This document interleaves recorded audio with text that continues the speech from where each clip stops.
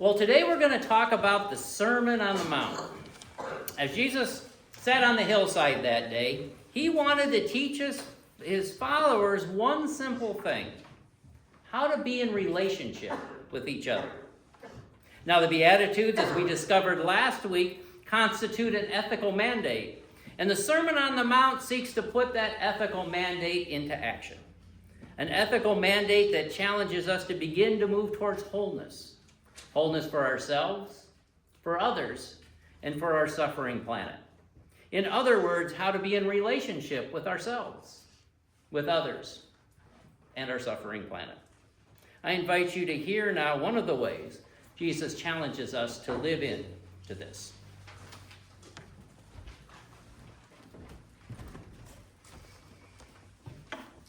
Today's reading is from Matthew chapter 6, verses 25 to 34.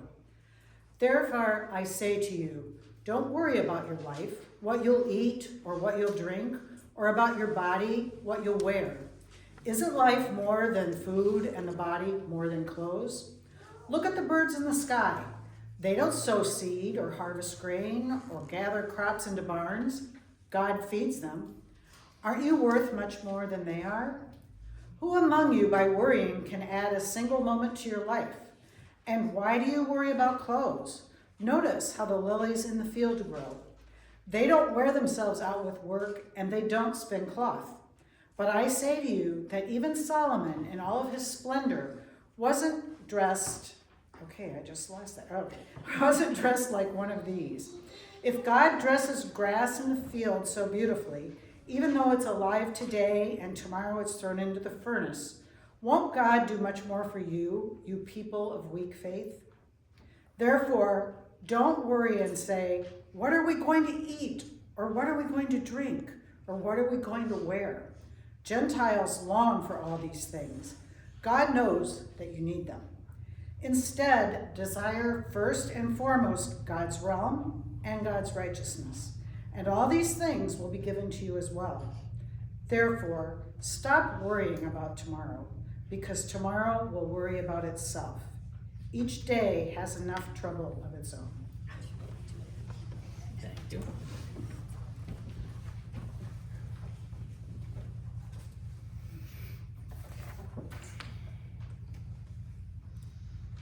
I'm in the right spot. So don't worry. End of sermon. Nah, more to it than that. In my upcoming newsletter article, I wrote about a concept found in the Hebrew scriptures called shamar. So, what is shamar? Well, it's the very first directive given in the book of Genesis wasn't about power or purity or domination or even righteousness. It was about relationship. The author of Genesis tells us that God placed the human in the garden, and he was then commanded to till the soil and to keep it. The word keep is the interesting thing here. In Hebrew, to keep, shamar, carries with it a meaning of guarding, tending, or maybe even more precisely, watching over with care. Watching over with care. As a matter of fact, it's the same word that's used multiple times to describe how God watched over Israel, how God watched over the people with care. So it's covenantal. It's sacred. You know, a few years ago, I changed my approach to gardening. I changed my philosophy from just growing edible plants and selling them at the farmer's market to embracing this kind of philosophy of shamar. It's a philosophy that emphasizes a relationship with the earth. So when I'm tilling the soil or planting or keeping my garden by pulling the weeds, believe me, I'm plenty sore today from working in the garden yesterday. When I'm doing those things, rather than just being a means to an end, I think of it instead as a connection with the earth. I think of it as interacting with the earth. And in a very real way, this connection has helped me feel closer to God. You know, Thomas Merton once wrote, "There is in all visible things a hidden wholeness." In all visible things, a hidden wholeness. A shamar relationship, a keeping relationship is like that. There's a hidden joy, a not yet visible hope when you put a seed in the ground. And there's in a very tactile and real way, you're in a relationship with that seed, especially as you nurture it and tend it. And I think God looks upon us in a similar manner, because there's a hidden potential within every human being, a hidden wholeness that awaits the moment to bloom. Now, you may not be a gardener. Well, you're forgiven for that. But that doesn't matter. You can still nurture relationships in this same kind of shamar way. You might be called to care for other people, or for animals, or for the environment. There are countless ways to engage in meaningful relationships that bring you closer to God. Now, the text we have before us today has this same kind of hidden wholeness quality to it. Basically, Jesus says, don't worry about what you're going to eat or drink or wear. God knows that you need these things. But instead, first and foremost, long for, I love that, long for God's realm. Long for God's righteousness. Interesting.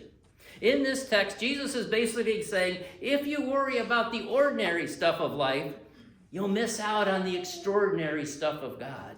He's saying if you preoccupy yourself with a fear of scarcity, you'll miss out on the abundance of God.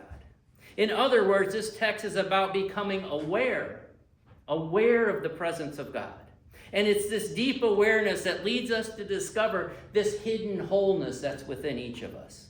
And what do I mean by that? Well, I was reading this week and I came across a concept by a man named Father Thomas Keating, who once wrote about 3 centers of awareness that live within each of us.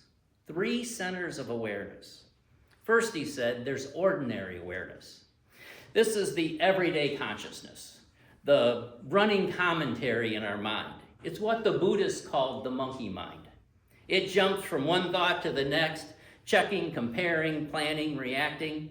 It's the voice that forgets to breathe and gives us this attention span that's sometimes frayed. You know, when you got your phone and you go from one story to the next story, to the next story, to the next story. That's what he's talking about. And I think many of us live here by default. And it's not wrong. It's part of who we are. But it's not the whole story. Father Keating says that there is a second center of awareness within each of us, a spiritual awareness.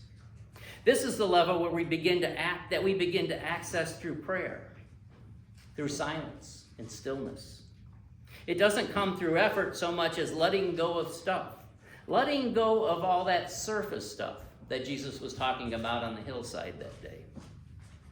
Because it's here that we begin to perceive the world not through analysis, but through intuition, connection, resonance. We sense ourselves not as isolated egos, but as a part of something that's vast and interwoven.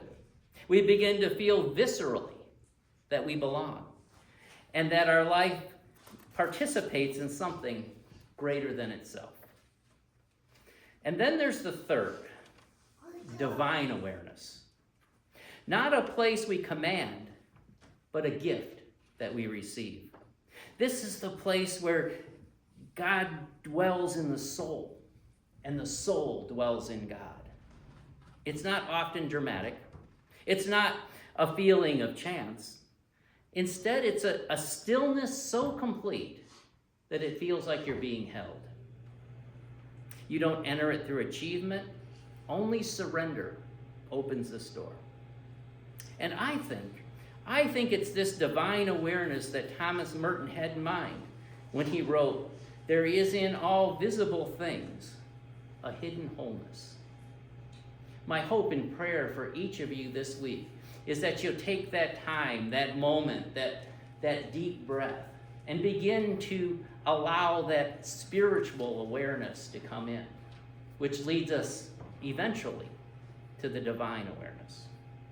Now, I'm going to leave you with this today. It's a poem.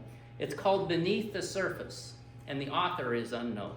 And unlike a lot of the poems I do, this one actually rhymes. A world of fragments, stark and bare, where cracks and fissures fill the air. We see the broken, lost, and strained, and often think life is unchained. But deeper still, where shadows play, a hidden wholeness finds its way. Like currents flowing strong and deep, silent in places secrets sleep. A river's path, a winding thread, connects the broken, gently led. A sunbeam's touch, a gentle breeze, whispers of peace among the trees. So look beyond the surface flaws and find the beauty nature draws. For in the quiet, soft and low, a hidden wholeness begins to grow. As your journey continues, I pray that your hidden wholeness will begin to emerge, and that you discover a sense of shamar in all of your relationships, and especially your relationship with God. May it become so for you and for me. Amen.